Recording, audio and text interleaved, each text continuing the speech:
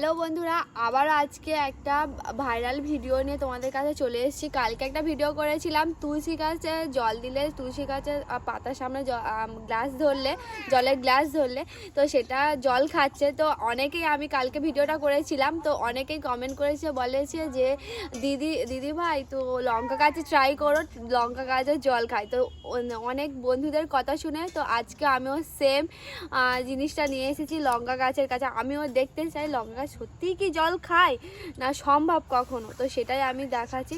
তো আমরা আমাদের বাগানের মধ্যে চলে এসেছি এবং আমার বাগানের মধ্যে লঙ্কা গাছটাও রয়েছে। তো আমি এখানে এক গ্লাস বড় গ্লাসের জল নিয়েছি, এটা কোনো ঠাকুর ঘরের গ্লাস না। তো চলো আমি ট্রাই করছি।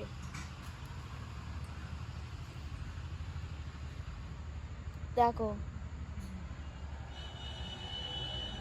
আমি ধরে আছে, দেখো এটা তখন তুলসী গাছে হচ্ছে